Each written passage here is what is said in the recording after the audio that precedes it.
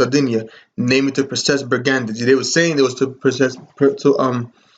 suppress brigandage, or let's go to word brigandage. They're talking about so-called criminals, so-called bandits, as we read before on one of them other sites. See, remember I said bandits? Bandits.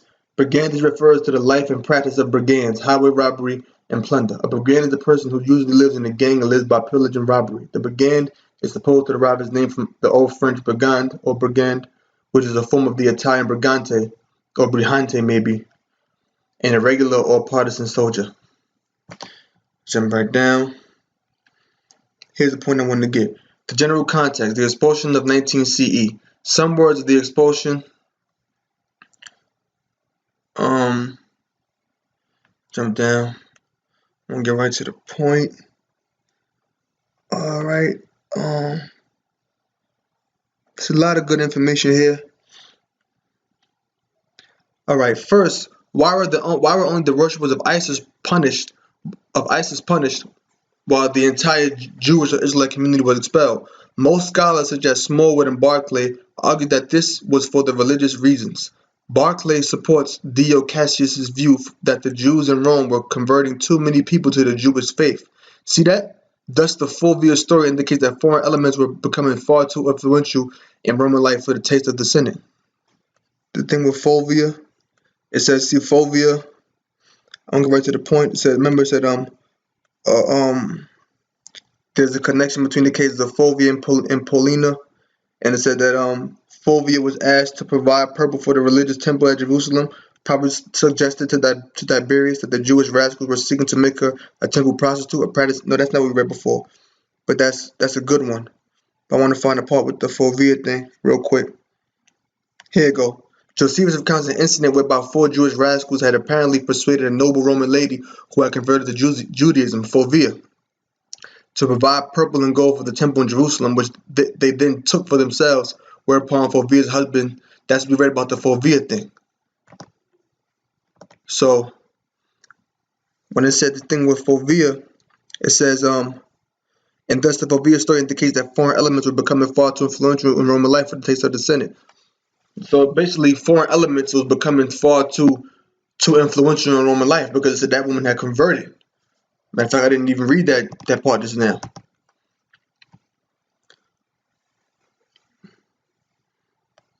It had said that she converted somewhere in here. It said that the woman converted. Let me see if I can find it. Bear me 1 second. Man,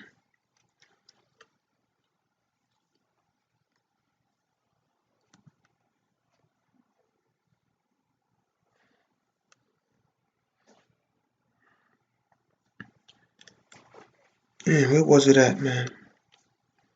It was somewhere here. I believe I had it here. Yeah, see? Yeah, a Roman lady. See that? A Roman lady who had converted to Judaism. Now, that woman could have been, she had to have been an Israelite woman. If she converted, she had to have been an Israelite woman. So that's basically going, and it said a Roman noble lady. So you had a noble woman who was actually converting. You had a woman who was a so-called Roman noble woman. She had been married to a man of high rank in the Roman Empire. She had converted to the truth, to believe in Yahweh Shah. And it said that the Jews in Rome were converting too many people to the Jewish faith or Israelite faith. And thus the Fulvia story, like we just read, indicates that foreign elements were becoming far too influential in Rome and Roman life for the taste of the Senate. It was coming far too influential.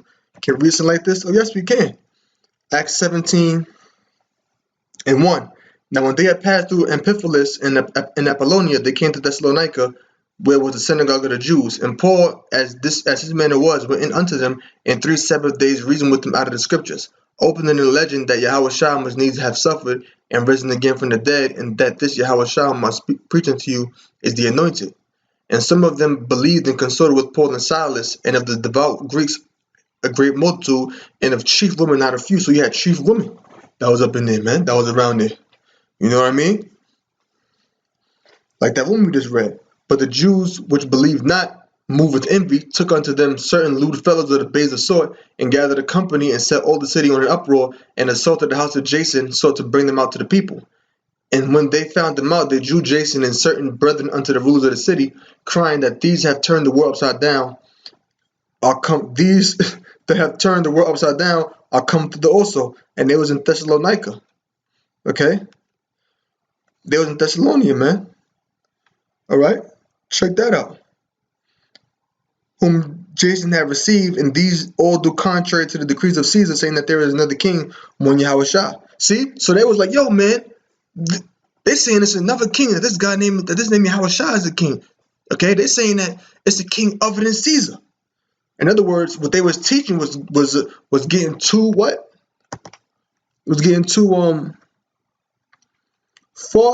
coming far too influential in Roman life. And for the taste of the sin, it was coming far too influential in Roman life, man. Now let's look at that word upside down in Acts 17:6. So they turned the word upside down. What does that mean?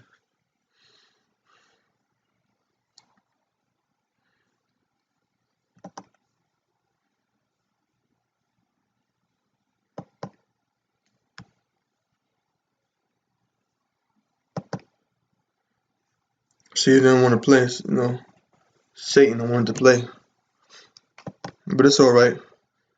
It says, anastato, to stir up, excite, unsettle, to excite tumults and seditions in the state, to upset, unsettle minds by disseminating religious error. So they were trying to say that they was disseminating a religious error or a spiritual error by saying that there's another king, which is Yahushua, who died for the sins of Israel. So what they were saying was stirring up the people, exciting the people, unsettling the people, causing tumults and seditions in the state.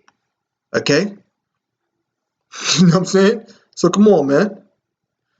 And that was Thessaly. That was in Thessalonica, right? Okay. Acts 1 and 9. It says, for they themselves show us, or something verse 7, so that ye were ensamples to all that believe in Macedonia and Achaia. For from you sounded out the word of the Lord, not only in Macedonia and Achaia, but also in every place your faith to God word or power word is spread abroad, so that we need not to speak anything. For they themselves show of us what men of entering in we had unto you, and how you turned to the Most High from idols to serve the living and true power. So you had ones that you had ones that were in Thessalonica that believed. Okay? Who stopped worshiping them idols, man. Alright? Let's go back. I think I basically hit all of the scriptures I wanted to hit. Yep, I hit all of the scriptures I wanted to hit. So I hit these. Yep, I hit all of the scriptures. So I'm gonna finish it off with this. A little bit more, then I'm gonna cut the lesson.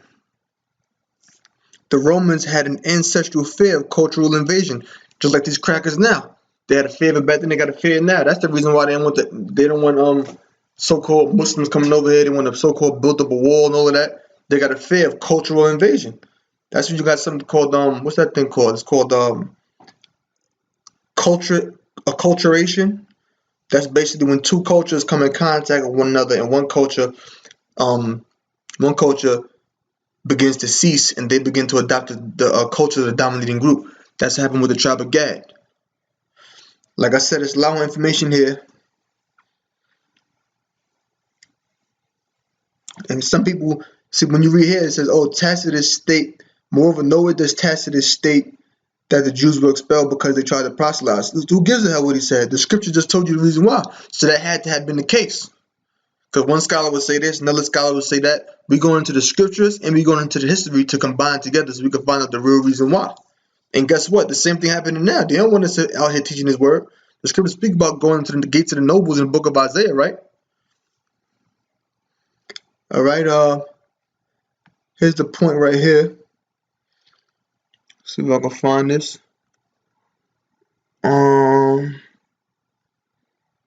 Somewhere on this page. As a matter of fact, hold up. I know what I'm gonna do. I'm going to copy this,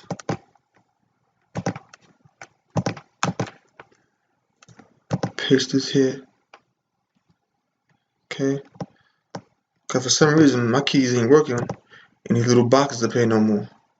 I don't know why. Okay, here it is.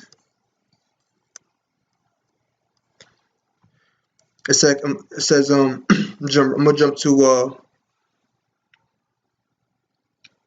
yeah. Second, who were the authorities responsible for the expulsion of the Jews and the consequent military service of some of them? It seems to me that in this case it is possible to point to two different sources for the crisis between the Jewish communities or Israelite communities and the Roman authorities in 90 CE, namely the Senate and the Emperor.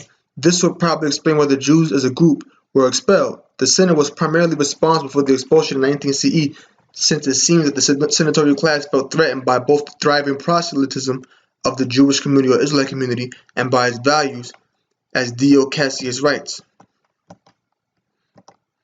As for the emperor and his role in the expulsion of the Jews, indeed the policy of some emperors, such as Tiberius and Claudius, who follow more closely the Augustan model and show much respect towards the most Morium, Myorum, clashed not only with Jews but with other foreign groups as well, including the followers of ISIS, who were much more of a menace to the moral order of the Roman state than that was Israelite proselytism. Okay? Says it lost connection, but it's all good. So basically, that was the point. We know what the libertines are. We know the history of them. We know why they was kicked out of the land. You know, with that, I'm going to close. Okay? And hope you brothers learn something. Shalom.